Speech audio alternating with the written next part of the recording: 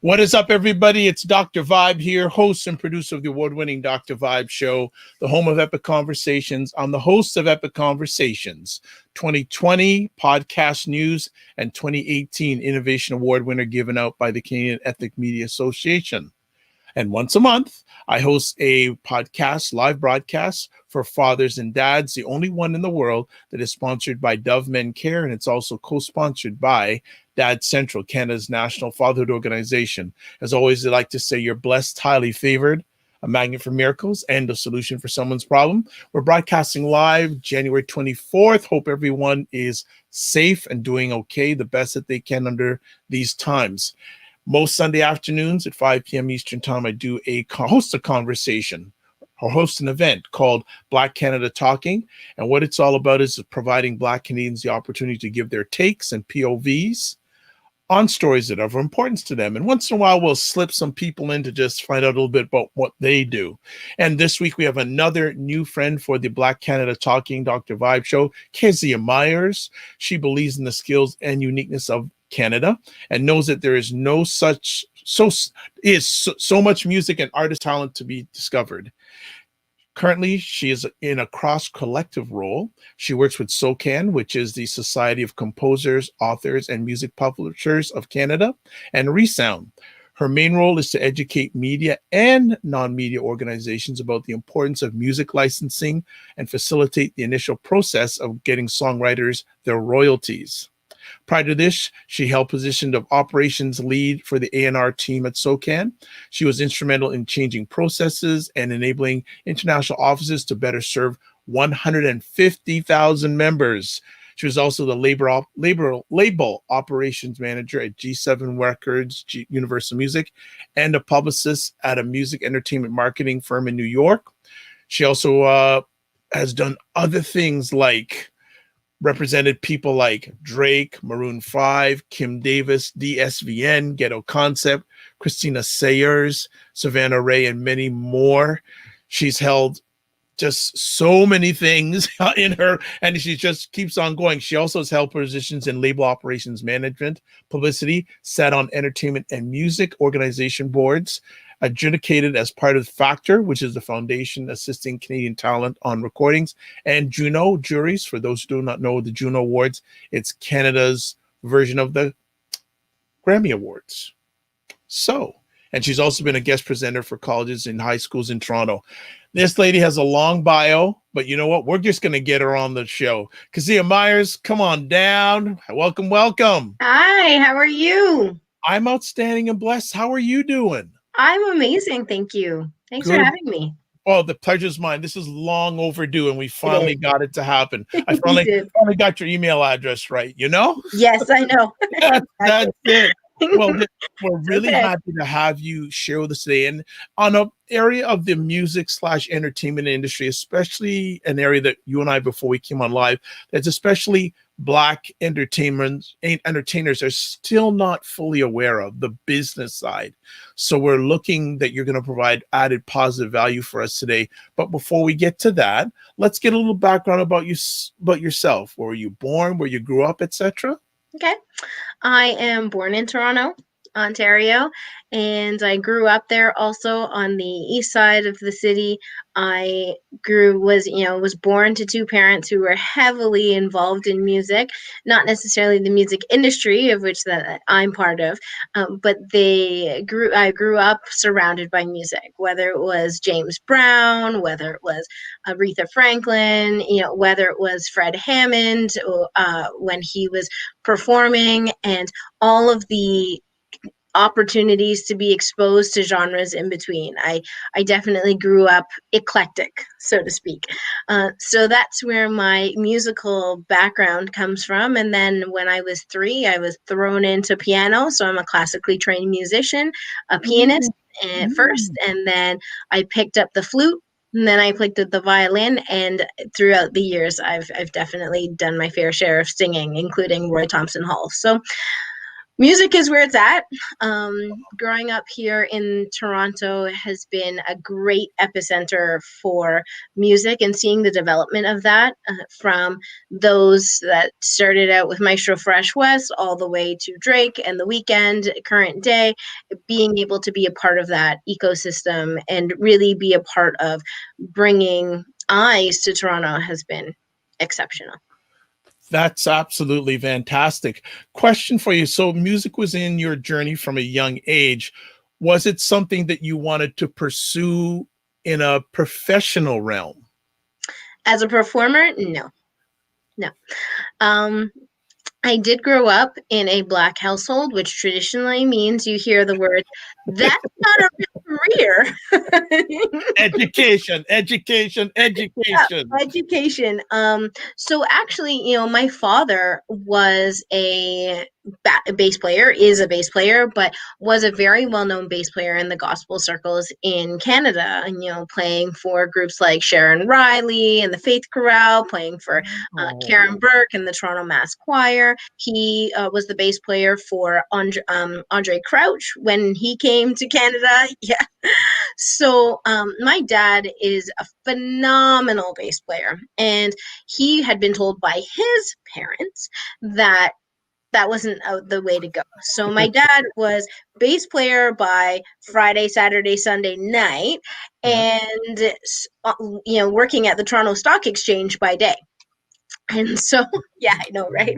Wow, what a Yeah. dichotomy. All right. Yeah. So I followed in the footsteps of the business for the sake of two things. Number one, I don't believe I'm as creative as so many other people that I work with.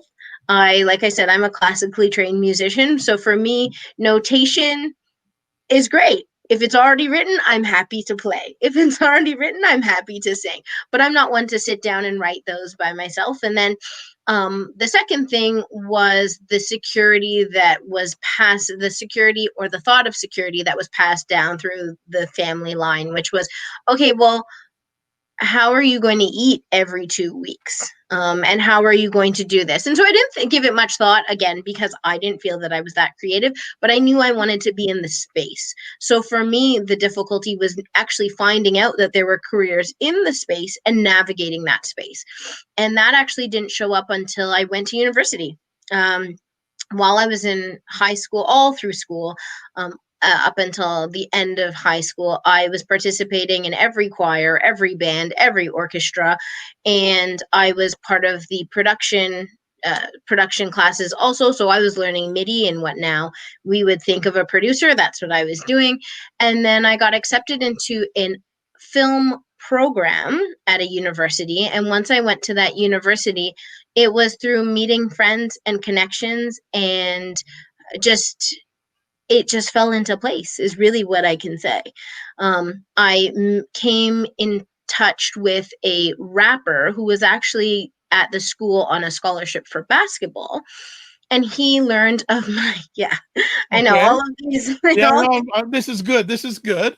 And he learned of my major, and he also learned of my studious demeanor, and said, "Hey, Kezia, can you put something together for me from a marketing standpoint that will help me to market my involvement in this Elephant Man and Nas concert happening in Waterloo," which is where I was. Wow. And so, Okay. sure. I mean, you're my friend. I have time, I will draft something. So I drafted tickets for him, posters for him, everything that promoted him. Because when you are an artist starting out and you're opening, the act that is promoted, of course, is the headliner. But for him, being in university at Waterloo, he wanted to let his Waterloo family know that he was opening for Nas. So I did that, and that was my first experience in the marketing aspect. And I put that together. And shortly after that, him and I, along with 5 other people, were living in a shared house. And my weekends would involve working with Drake, Rich Kid, Kim Davis, Ken Masters, Bishop Brigante. They were at my house Wow. every weekend. So I was just in. What? I was, yeah. So while this is going on, Hmm. what was the parents' reaction? I don't know if my parents really knew what was going on. I went away for university, so I don't know. I don't know that I shared, and it wasn't because I didn't want to share. It was because I was away for university. So for those of us that have gone away for Yeah, university, home and school are just different. yeah. I talk to my mom maybe once a week, and I wasn't really talking about the rappers because she would know them anyways. Now she does, and now she will tell everybody, that Drake was at my house. Do you know that? So now she uses it, but at the time it was just irrelevant. And my parents probably, if they had known, they wouldn't have been surprised. I mean, I was a personality that was always willing to help, and for them, there was never any issue with me working and helping others. It was, in this case, it actually was the experience that I could put on my resume prior to applying to some of the places that I ended up working. So with that foundation, when did you receive your first break business wise in the music entertainment industry? I would say I received my first break my last year of university when I became the president of the uh, Black Association. And when I became the Association of Black Students, and I was the president, and I put together a concert that brought everybody from Toronto. So all of these people I had been working with for 3 years at that point now graced the stage at this concert. And it was the first time that I saw that there was something here. Okay. And following that, I started to travel because, again, these guys are all my friends. So I'm just traveling, whether it be for fun, a road trip, or to actually do some work for them, and not being paid and not requesting to be paid either. This is just fully because, if you're going to a basketball game with a friend who happens to be on the basketball team, I'm not going to, okay, I put a poster together for you. It's nothing off my back. So I'm now going to events and I go to award shows. And so I'm showing up to award shows with these people, all of which I've mentioned. And we go to a show that is in Buffalo. It is the award show for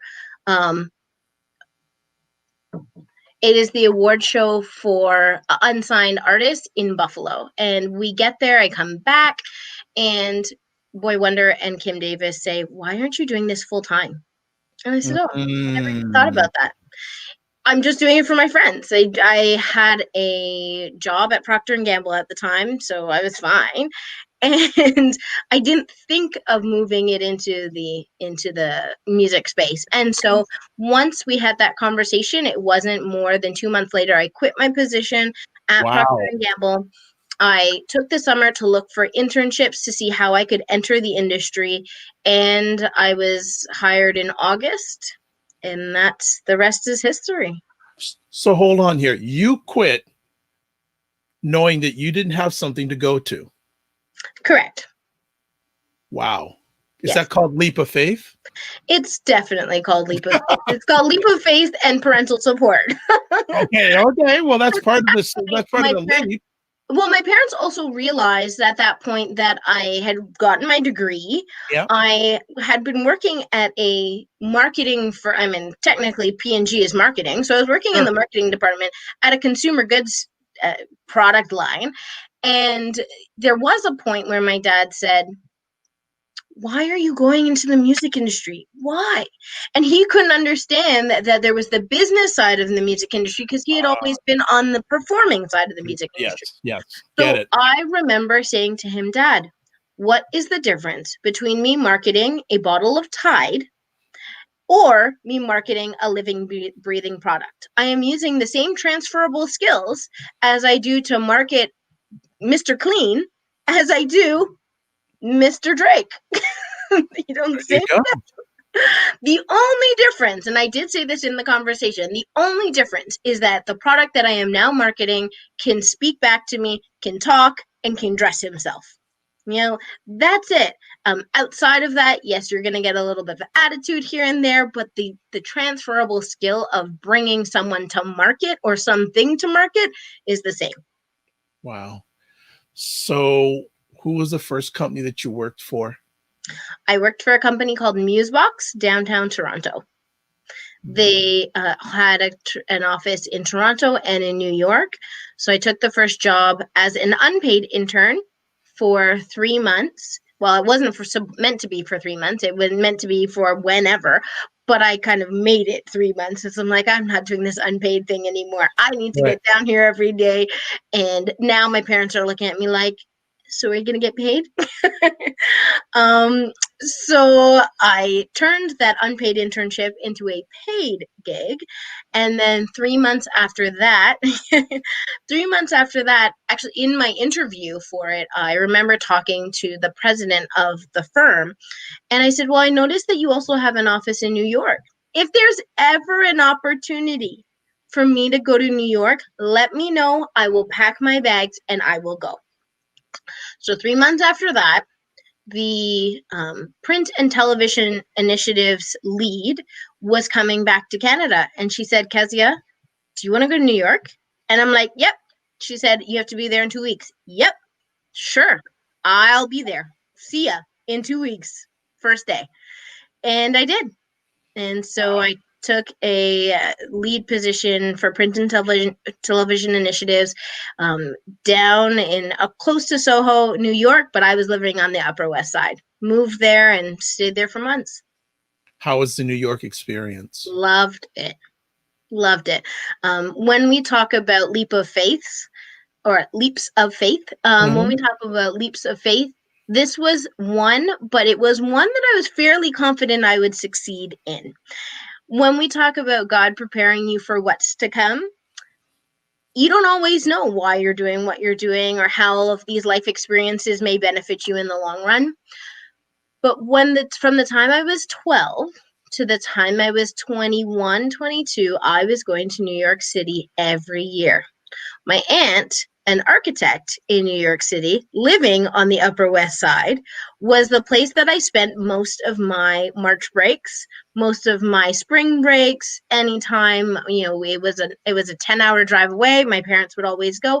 So I knew prior to me even accepting her offer to go to the state, I knew the train system like the back of my hand. I could get around. I knew the Upper West Side. I knew how to navigate. There was not one inkling in me that made me fearful for moving to this country and to New York, of all places. So I was well prepared. Like I said, it was probably about 10 years. And 10 years, and that prepared me. On top of the fact that after I had gone to university, I ended up going to Burkina Faso to live for 6 months.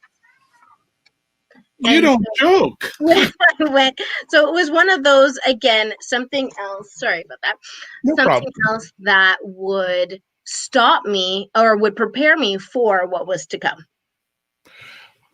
What did you gain from that New York experience? I would say the hustle mentality, but I kind of went in with the hustle mentality or the grind. What I really gained was the knowledge of how fast I needed to work to stay ahead of those that were competing against me in any way. So, when you get to New York, what ends up happening is it's a lot faster than Toronto. And because it's a lot faster than Toronto, it is where you have to keep up. There is a sense of urgency all the time. And so when I got back to Toronto, that sense of urgency was felt by anybody that I spoke to. And that kind of set me apart from those who had remained in Toronto, because I was moving a lot faster just simply by the way that I was thinking. Things were turned out a lot faster. I was going, in the spaces after I went to New York, I was in the Universal space. So marketing, it was, okay, well, when can this get done? Deadlines, timelines. It was just a different way. You could feel that things were moving along. And I think that was the biggest educational piece of me being in New York. Nice. So when did you stop going to New York? Was that's before pandemic? You stopped going to, or was I stopped living in New York, okay?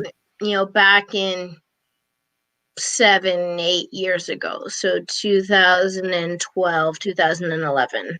So after that period of time, what was your next position? What was your next role? My next role, so I stayed with Musebox, came back to Toronto, and then I was with Musebox for a little bit, but I was feeling that I had learned what I needed to learn. I was looking for the next opportunity. So I just stayed pretty relevant within the music industry. And then in staying relevant, I um, just was talking to many people. So I remember having conversations, and one of them led me to the office of Universal Music Canada. And so I went with this artist, not for any job interview. I went simply just to support this artist. And then in that particular meeting, I was told from the person who they were meeting with at Universal that I needed to come back and that Universal needed to hire me. And so right in that meeting, they were like, hey, can we speak to her?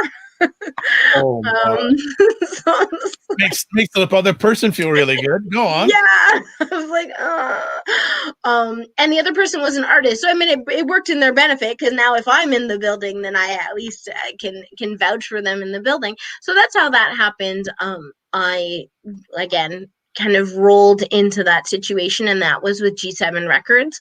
At the same time, I was also overseeing business operations for Kim Davis. I was overseeing business operations for some of the producers in the city. And so I was working on the side while I was working my full-time job. So those all continued to lead to different positions and opportunities. I went to a songwriting camp in St. Vincent. I traveled in Barbados. There's many different places that I went because I was working with different people at different times. Wow. We'll have to discuss offline. I'd like to know who you spoke with at Universal. Probably I know who you spoke with, but we weren't going to give names online. We're not going to do that. If it's the A&R, then yeah, you probably know who it is. Probably know who it is. So you spent time with G7 Universal. What was the experience like, and what did you do after you left there? So the experience with G7 was amazing. I always want to learn more. And so in learning more, being in this industry, having that wealth of knowledge always is to your benefit.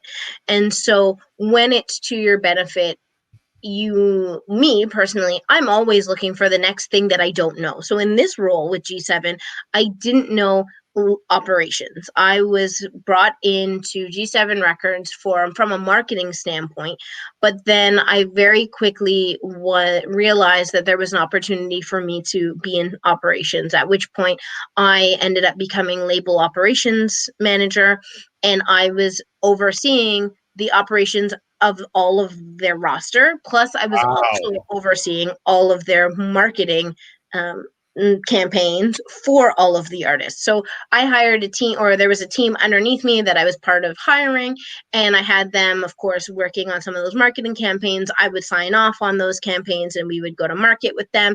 And then on the operational side, I was, whether it would be forging new relationships and strategic partnerships, whether it was looking at the roster and seeing, gigs, shows, events, how we were going to facilitate all of that. Same with music videos. So it was a very holistic experience.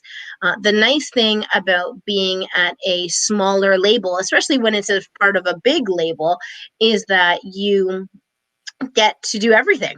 There's not a lot of bureaucracy as to whether she can be part of this because she's a new hire, or whether this is part of her role and responsibilities. So the CEO of G7 Records and I are still to this day, I mean, he calls me daily for anything that he needs. And we have maintained this strong relationship just based on that work ethic. That was, Nice. mhm. So how long were you there for, and why did you leave, and what was the next step? I was there for 5 years, 4 going on 5, I think. And I left because Universal was acquiring EMI. And so they were acquiring EMI. I felt that the building would change as it does most times. You add new people into the group, the corporate culture just changes. And so at the time the corporate culture was changing, they were shifting offices looking for space for the EMI employees. And being part of one of the sub labels, that looked like a space that they were going to have to use for these new additional employees. So rather than moving to the new office with G7 Records, I said that I was going to look for something else. And I was actively looking while I was working there. So a position at SOCAN came up, and that opportunity was in licensing. Again, for me, anything that I didn't know, I wanted to know. So this gave me the next angle of the music industry, going from publicity to label operations and marketing, which kind of fell in with publicity, now to licensing. So I applied for the job, got the interviews, got the job, and I took that position as the new business, new media lead, where I was responsible for licensing all of the user generated content providers. Mm-hmm. That is considered YouTube, Instagram, Snapchat. And I was also responsible for licensing the audio stream producers like DSPs, which are digital service providers, Spotify's, the Amazon Musics, the Apple Musics, anything that was in Canadian territory that a Canadian could use via an app or online radio was my responsibility. But the nice thing was that I was able to have this opportunity to work with the larger organizations, Mm-hmm. because now I'm working with their legal teams. And now I'm really learning, fast paced my learning tenfold in what music licensing was, to working with the people that really controlled how a company was going to pay for their music licensing. Wow. Whew. You don't slow down, do you? No, I don't.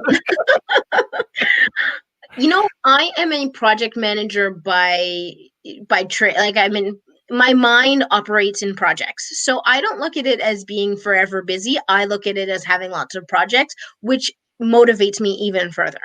I can't be in positions where my responsibilities are mundane, or my daily responsibilities look the same month over month, year over year. I can't do that. So although I do a lot, to me it doesn't seem like a lot, because it's just moving pieces. It's an email here, it's a project there, it's continually staying relevant and learning, really, is what it is. Nice. So it sounds like you were there for a while, and you moved on to another. So then I was there for 5 years, and I had a number of positions at SOCAN. And then those positions included licensing, but then I was overseeing the A&R team, where we were supporting 150,000 members. My role there was operations specific. I was specifically there to support and manage the A&R team, but also to make things easier for them. When it came to a lot of the artists coming in who wanted to talk, with 150,000 composers and creators, everybody wants to talk to the A&R, and that can be very overbearing for an A&R. So my job was to make sure that there was a filtering system, and how that filtering system worked was really my job. And then after that, it was in Tandem, which is a company that is owned by SOCAN and Resound. And there I was, again, doing licensing, some projects. So can you just share with our audience, what does SOCAN do? SOCAN is responsible for administering the licenses for public performances. Okay, fantastic. So is that where you're at now, or did you take another leap from there? No, it was the same thing. Hold on. Sorry, 1 second. No problem. Sorry about that. It's That's a okay. stay-at-home. Yeah, it's a family thing. No worry. Take your time.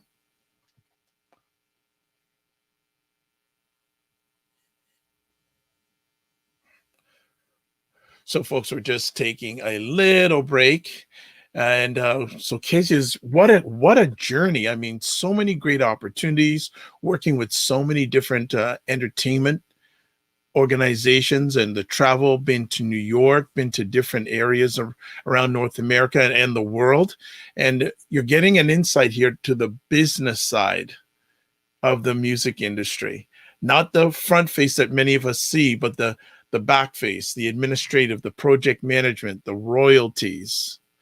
Those are the things that we're getting access to, and that is absolutely phenomenal. Hey, look who's back. Hi, sorry. That's okay. No worries. Orders. Hey, it's all good. It's all good. You know, sometimes children just want their mother, but I'm busy. Hey, you're Sorry. good stuff. You're good stuff.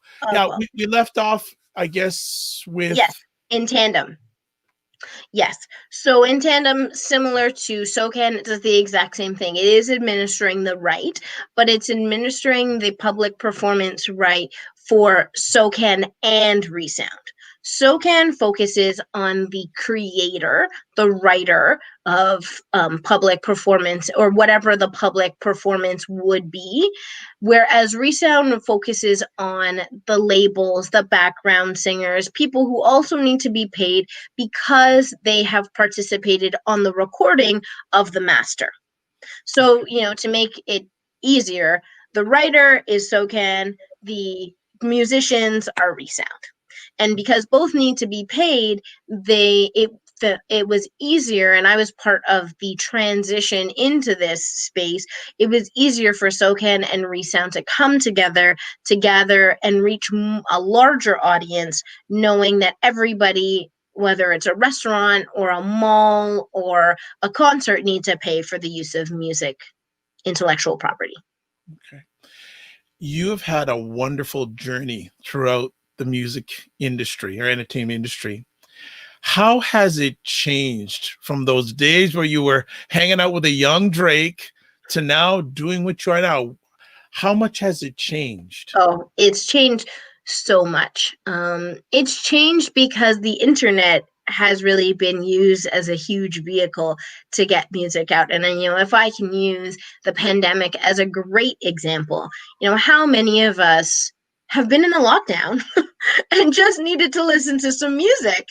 You know, I think back when I first started in the industry, and I would say that when I first started, some of these music platforms were just arising. You know, Spotify was just coming on the scene, and now looking at it as being the main form of listening for, you know, a number of generations, a number of age groups, is incredible. And it gives us access to music that's not just local, but music all around the world. It also gives opportunity to artists who are not just the Drakes, but the ones who are going to be the Drakes one day.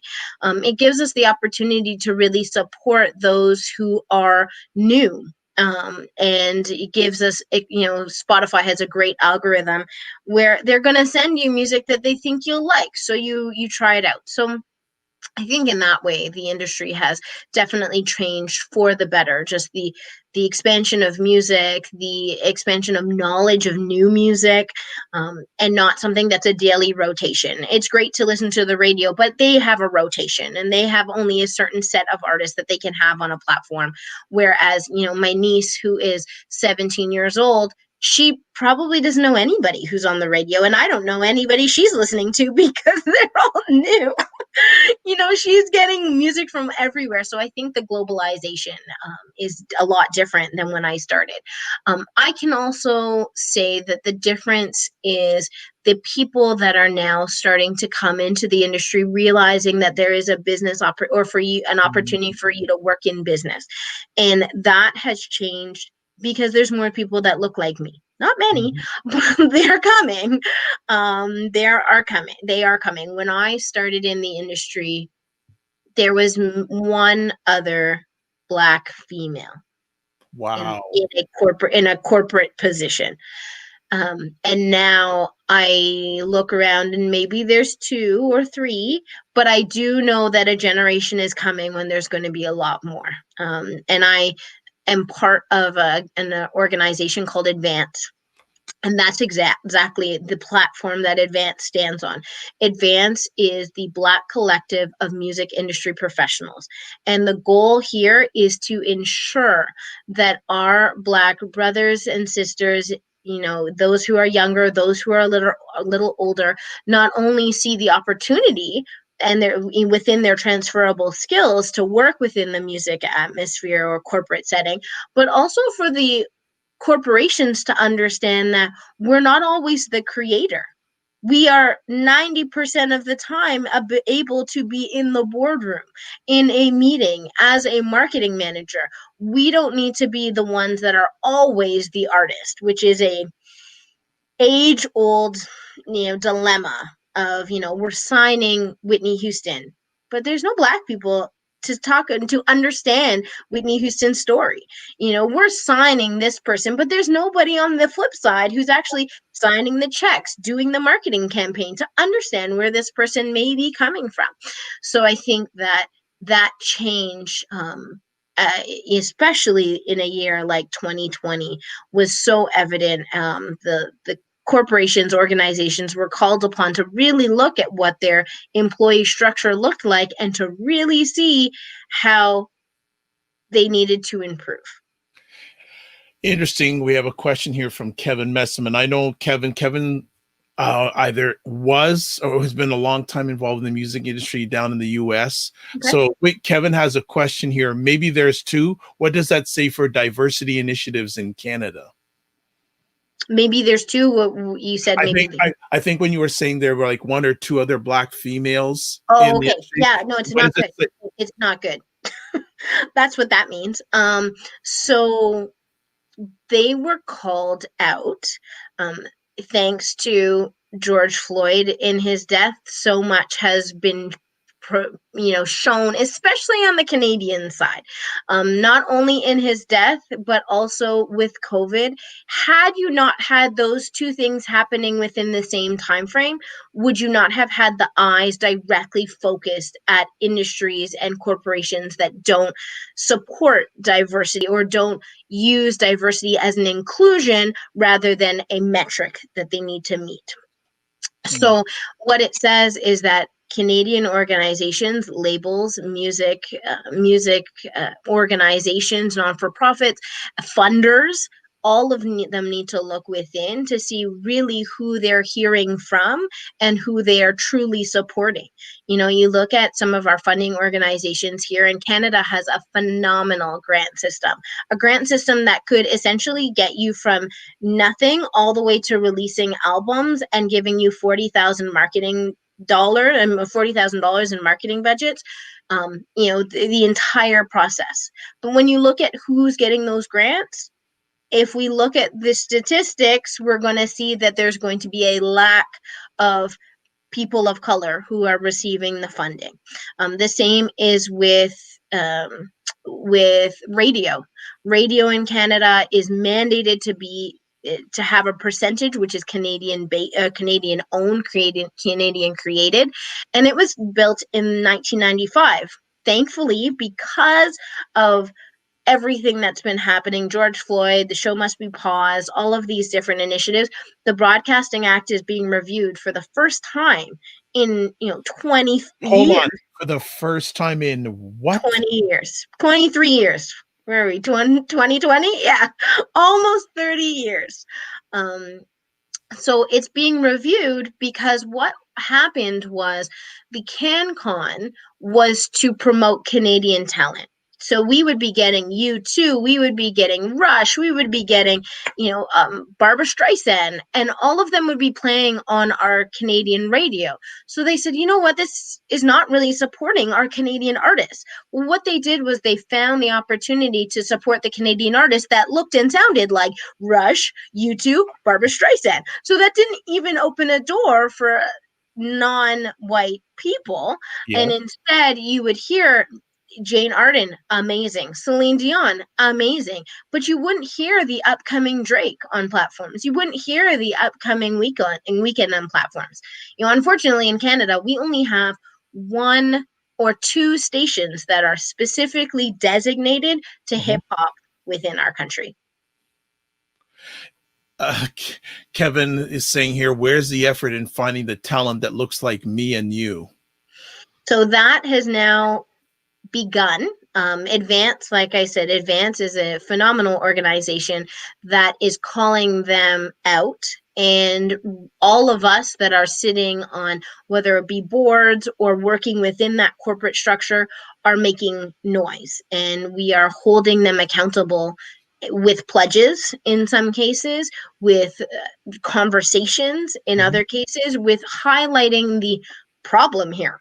Working at SOCAN, we have millions of dollars. SOCAN publicly shows their revenues, and it's usually about $400 million a year. What? Of that, but that's not what we make it. That's what revenue comes in. But remember, because we are a performing rights organization, that also goes out. So it's going out in distribution. We work at about 10% operating budget of that. So of that $400 million, 80% of that is coming from Black or people of color. I mean, Drake being your number one artist who is signed to SOCAN, and Weekend following up at a close second. It's, the fact that you have 4 Black people at SOCAN or 5 Black people at SOCAN is not enough. And it's not necessarily because it is the color, but it's also the experience that's brought. That's what I think most people don't realize. And that's why it's distinguishing between the metric versus the inclusion is if it's inclusion focused, then you want me to participate in your infrastructure to change your infrastructure so it has different viewpoints, angles, experiences, life experiences, lived experiences, I should say. But if it's a metric, then you just have me because I look different, not because you value my opinion. Yeah, I'll just point out for people, one of the conversations I had probably a few months ago on Black Canada Talking was with a gentleman named David Click Cox, who is one of the driving forces behind the Advance. So if you want to find more information about Advance, I would refer you back to that conversation, because I know Keziah is not fully part of Advance, but if you want to know more about it, I would refer back to that conversation. Kevin saying, I have to say, I feel like the sheet is being pulled over our eyes again.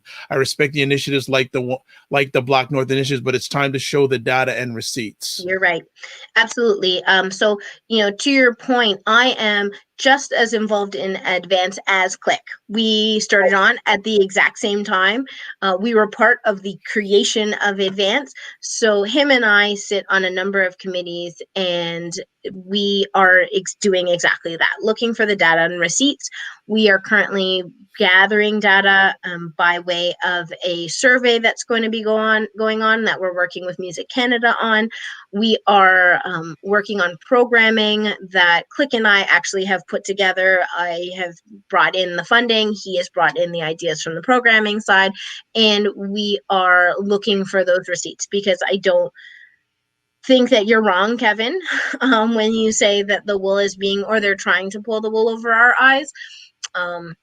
It will take a lot for it to stay as a relative conversation, a constant conversation, because it's very easy to slip back into just doing what's easiest, especially if it means changing the entire trajectory of where your company is going based on what you had done before. Now, what I do often say in presentations is if people recognize the financial value they gain from hiring different experiences, then maybe that should be a driver, because you're more likely to make, well, not more likely, you are guaranteed to make a lot more money revenue wise when you have different perspectives and different understandings, because you now reach a larger audience.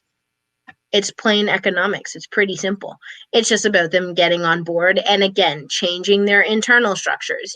When you go to a website, I shouldn't only see one color of person. And I called out In Tandem's website on that. I said, guys, there's not one Black person in this. There's not one person who has a disability. There's not one person of any other culture. And yet we're for everybody? That doesn't make sense. I'm going to, we could go along this, Kevin. We could. I'm going to hold off your comment just for a minute. Okay. But the other thing I want to take a look at is for the Black artist who wants to get involved in the industry. To me, it seems that the amount that they have to disseminate now, especially on the business side, is increased exponentially. Yes, it's true. Yep. That specifically, yeah, go ahead. And how well is that average artist now being able to disseminate all the different business things they've got to go through now? Yeah. I mean, they should have been doing it from the beginning, really, because as I say, and I put it back on the artist sometimes, this is a business. And everybody wants to know the value add. The value add in most businesses comes down to revenue. So as an artist, you do have to take it upon yourself to be as knowledgeable as you can, to show a value add the same way I do when I enter a new company with a resume. I need to be able to show where I'm going to bring you something, and something that is enough for you to bet on. In my case, it would be paying me a salary. In your case, it would be getting signed to a label, a deal, whatever it is that you specifically are looking for. So the information itself is hard to filter because it's not in one place. And I think that's the most difficult part. There are many moving pieces to the music industry. There are many organizations that are doing different things. And if I was to talk about music rights just as one example, you have 3 organizations in Canada that focus on 3 different people or audiences. So you have CMRRA, which would be the mechanical license, anything to do with your CDs, your physicals, your downloads, or your synchronization, which is a mechanical, anything that is music tied into a visual. So if you were to look on YouTube, we would call that a synchronization, right? Then you have SOCAN, which is the public performance administering, and they would be administering for the creators and the publishers, anybody who takes a percentage of the copyright of intellectual property. And then you have Resound. And Resound is what we call neighboring rights. They are neighboring rights because they're beside the creator rights, which would be SOCAN in this case, and they are focusing on those who perform the songs, because you have to remember, my songwriter is not always my performer. Beyonce is the songwriter and she's the performer, but Rihanna is not always the writer, but she's definitely the performer.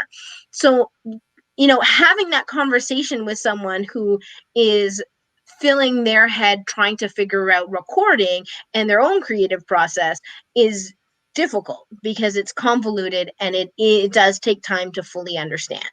Outside of that, you need to understand the streams of income. How else can I get income? If I'm getting income from my gig, well, I should be getting a royalty from the performing rights organization. If I have it on Spotify, then I should be getting money from Spotify.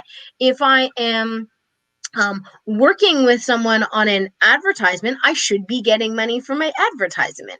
So, all of these different areas it's very difficult to put them all together. Yeah. And for an artist, I often say to artists, you can come to me at any time and I will help you decipher between that free of charge, because I understand that it is not easy for those of us in the industry and working for corporations, but also I understand the artists, and not all artists think the same way as those of us who work in operations and marketing. So from a project manager standpoint, I understand the different areas. From an artist standpoint, I understand that you're scared. It's daunting. It's daunting. Wow. So is there a central place that an artist can I see I your wish I could say yes. So I have created with a few other people. It's not live yet, but it's okay. coming. And it is a knowledge hub. It is a platform, and it will be for everyone to find anything they need, from knowledge of the music rights to finding a contract that you may need to do your split sheets. And it is called On the One.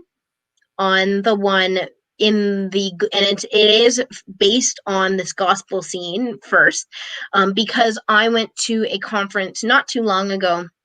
And actually I'll be there again this year, but I went to a conference, and it was a gospel conference here in Canada. And I realized that, I knew that artists didn't have a lot of information. I knew that there was a knowledge gap, but I also knew that SOCAN and our team was doing a really good job of reaching the different groups, audiences, schools, music schools. They were doing a large campaign that was really for the education of the music industry as a whole.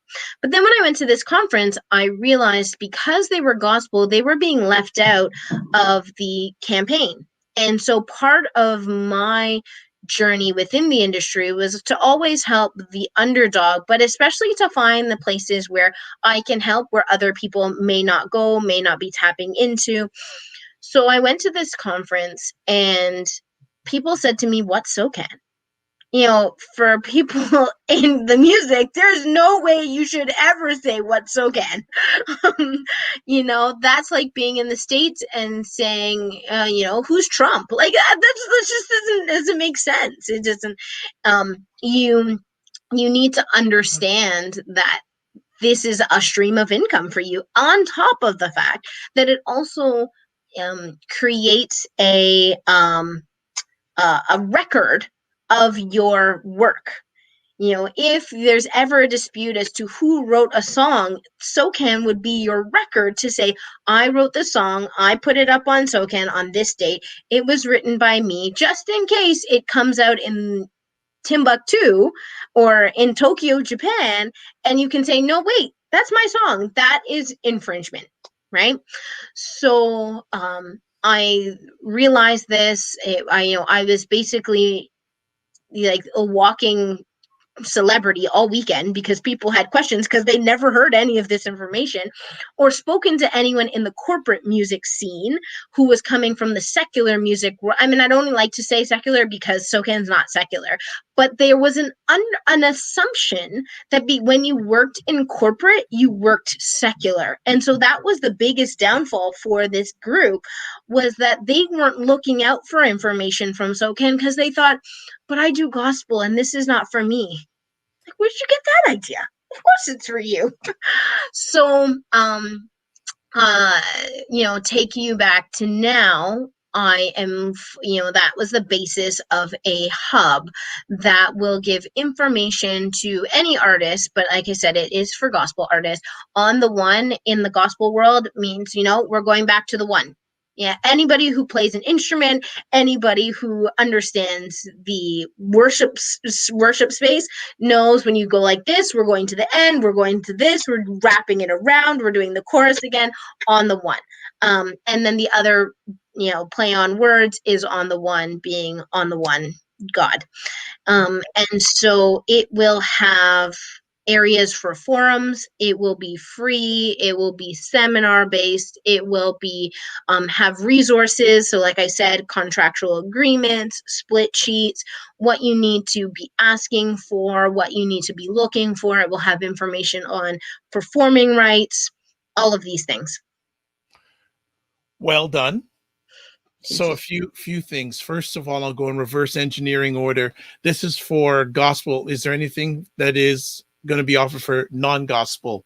This is for everyone because Okay. right now All right. the information itself, it pertains to everyone. The Okay. only reason that the gospel industry was the base of it was because that's where I found there was the largest knowledge gap, and there was no information getting to them at all. But of course, I mean, it's going to be a website, so anybody can go. It's not specific to you doing gospel. It's specific to you doing music. When is the projected launch date? I suspect the projected launch date will be mid-February, so in about 2 weeks from now, because I am speaking up at the next Power Up, which is the gospel conference I spoke at last year, and I want to get it up before that, so I have my team kind of working on that. Also nice with Black History Month. And also Black History Month. You are correct. Wow. Well, we could go on, but I know there's probably at least one young person waiting for you. She should be okay now. Well, I don't want to.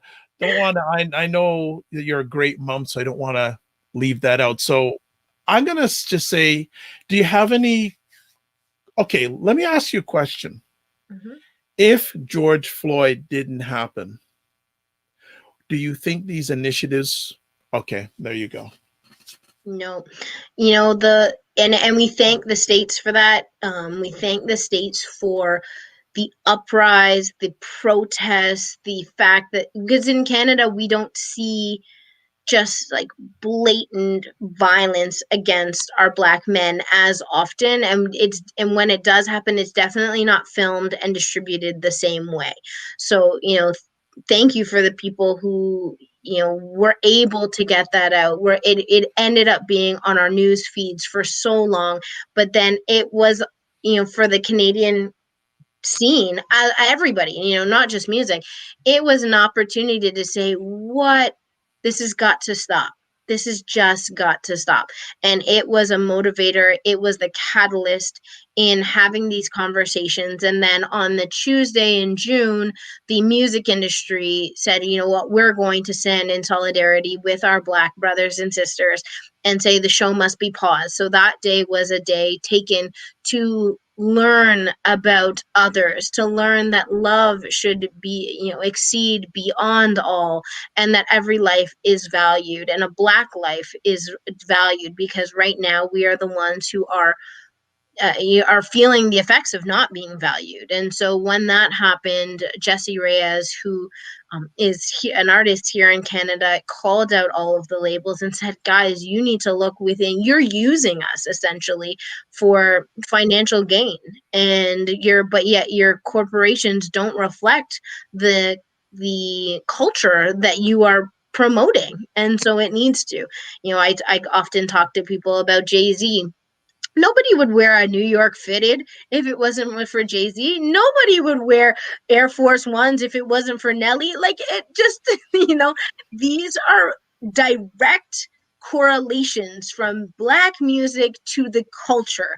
And the culture, it lives off of the financial benefits coming from the culture and the swag that we continue to bring. So I don't think it would have happened without George Floyd. I also don't think it would have happened without COVID, because if it was just George Floyd and no COVID, the world wouldn't have had their eyes on this. Because it was George Floyd and COVID and we couldn't really do anything or go anywhere, everybody's eyes were continually glued to the TV or their phones. And so it became an international protest, both physically and online, which drove the narrative. Okay. Just saying here, Kevin Messon saying it's sad it took a Black man getting murdered in cold blood in real time to see that there's no equity. He also says props to Jesse. Exactly. Spot on. So and he has hashtag culture vultures. Culture vulture. That's a good one. That is good. It's true. And he also says, don't take our culture and as trendsetters and not give us what is owed to us. Yeah, you got it. They just, for us, by us, FUBU. So let me ask as we close out here, Yeah. what is your call to action for those outside of the entertainment industry when it pertains to this area about publishing rights, Black Canadians getting their just due? What can people that are not involved in the industry do to help the cause? I'll always speak up. If you see an injustice, always speak up. If you realize that you, in your particular industry, are sitting at a table of people that look like you, always ask questions as to why. Um, and I think that from starting that question and continuing the conversation and knowing that you yourself, whether you are Black or not Black, can be part of that conversation, whether as by asking the questions, calling out the injustices, and not leaving it on in the hands of the Black person that's sitting there. Being inquisitive, I think, is important, and calling out the people that you're around to really say, guys, you could work in any industry and say, well, we're servicing this demographic, which is everybody. So why does this boardroom look like one person? That's what I would say. And then what is your call to action for those who are in the industry, your peers inside what do they need to do? What do people in color in the industry need to do, no matter if they're one day in or many years in? Join Advance. Absolutely join Advance. If you go to advancemusic.org, you will be able to sign up there, receive newsletters from us. We are always looking to hear from you for initiatives, for programming. We also want you to give us your experiences, because through numbers, especially with this organization, we are able to go back sometimes, and definitely anonymously for those who are in the industry, we're able to go to those organizations and ask them for either a pledge or have a conversation or ask them why things look the way they look. So I think that that's definitely on one side, especially for those who are business professionals. Absolutely. And then for those who are artists within the industry, if there is any way that you can support it by how writing. If you feel something, use your creative platform to get that music out. If you need any assistance with that creative platform, I am always happy to have a conversation and help you navigate this very convoluted area, that's for sure. Keziah, thank you so much. I know that the producer put up your Instagram handle, so it's just at and her name. That's her Instagram handle right there if you want to reach out. We also, just a few moments ago, put out the website for Advance. They're always looking for good people. I know David Click. I've known Ian Andre Espinay for years. Yes, I hear. I mentored him from a long time in an organization called Each One Teach One. But thank you for all you've done, all you are doing, you will be doing. Most importantly, thank you for being an outstanding mother. Thank you. Thank you. And Keziah's, there's a question for Keziah. Kevin's asking, is UMAC still in operations? I can't give you a definitive on that because last I heard it was not, but I haven't heard that from the horse's mouth. So I actually, and it depends what UMAC group you're talking about. Yeah. To give you a little bit of background, I sat on the UMAC board. Oh, wow. 5-6 years ago, maybe. And at that point, it was led by Will Strickland. Yes. Okay. Yes. So I sat on, and I was the operations for UMAC. Wow. Yes, we definitely go back a little bit of a ways. So it was run by Will Strickland at the time. Will Strickland, then it was dissolved, and it was dissolved just, I think a lot of it was because of frustration within the Canadian industry. People weren't taking to it. Finances were hard to come by. Systemic racism is real, especially when it comes to grant funders and who they were funding versus one versus the other. And then it was dissolved, and then there was another organization that took up the name, and that name, it escapes me right now who that person was that took it up, but I haven't seen anything from them for a very long while. So I cannot confirm. Sorry. Okay. Now we're done. Natalia Bailey, thank you, saying this is really helpful. I'd like to thank Natalia. I'd like to thank Kevin. I'd like to thank Birdie Lynn from Tennessee, Ryan Singh, and everyone else who watches live or on the replay. Thank you for helping make it an epic conversation. My name is Dr. Vibe, host and producer of the award-winning Dr. Vibe Show, the home of epic conversations. I'm the host of Epic Conversations 2020 Podcast News and 2018 Innovation Award winner, given out by the Canadian Ethnic Media Association. Also, once a month, I host an online show, the only one in the world for dads and fathers, that is sponsored by Dove Men Care. It's also co-sponsored by Dad Central, Canada's national fatherhood organization. As always, I'd like to close out. Live your life as a dream. If you can dream it, you can make it. Sometimes you have to get small to get stronger. Block assumptions, aim bigger, aim better, aim higher, aim wider. Love, faith, and respect. Also, big thanks to BIA Media for the production of this epic conversation. And remember to give yourself grace. God bless, peace be well, and keep the faith. Bye-bye.